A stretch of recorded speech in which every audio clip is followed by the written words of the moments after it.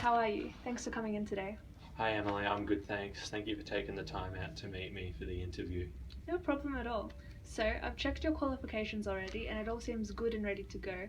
Now, before we make a decision, we like to make sure our practitioners maintain a high level of self-care, since the fact that this industry has a high turnover rate due to burnout. So, I'll just ask a few questions in regards to this, as well as maintaining your well-being. Okay, go ahead. How do you go about maintaining your well-being in terms of self-care? Well, I try not to spend too much time focused on one thing, as I find that doing that breaks up the monotony a bit. I enjoy walking my dog, spending time with my family and friends, just spending time with them regularly, making sure I can get an adequate amount of sleep every night so that I can avoid burnout, just like you mentioned before. Okay, wonderful. Yeah, it's really important to be able to switch off. If you don't, then factors like mental health can be impaired. Now, I just need to know if you have any sort of self care plan if a situation was to arise, for example, where you felt overwhelmed or stressed out.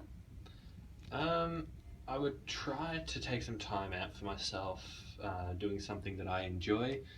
Um, like I said before, walking my dog, and all of that, spending time with friends, so that stress doesn't end up consuming me and having a negative impact on my work, or getting to the point where it affects my physical health too.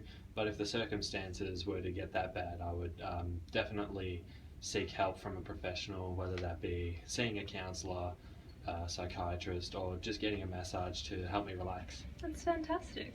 I'm happy to hear that you seem to have a good grip on where you are in terms of your emotions and state of mind. Being self aware is a necessity when working as a health practitioner, as you can't help someone with their health if yours is not up to standard either.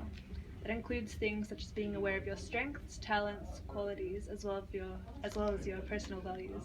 Would you be able to provide me with a quick summary of these traits? Yeah, sure. Well, I've always been able to pick things up very quickly.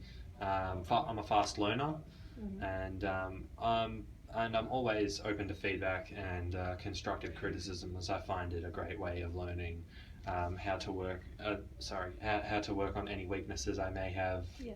and trying to improve them as best I can. I consider that itself a strength, since I've found a lot of people don't tend to take feedback and criticism very well. Yeah. Um, I've always had that drive to better myself, and also self improvement is something that I think is great. I believe that no one is ever so perfect that they can simply stop practicing and getting better at what they do.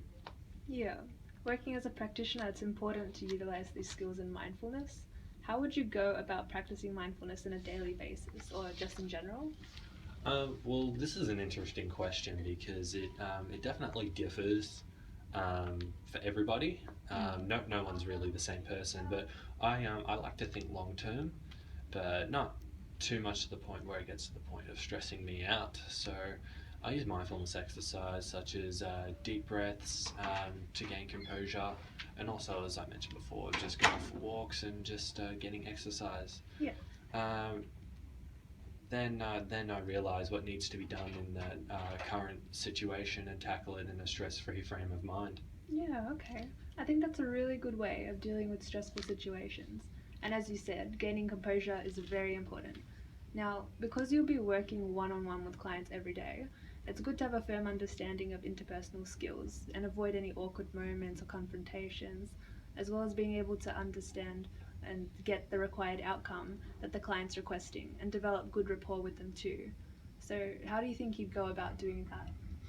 Well, normally I would do this by assessing the situation based on any cultural differences, such as language barriers that may arise, as well as having an empathetic approach towards vulnerable groups of people, such as those with disabilities or special needs.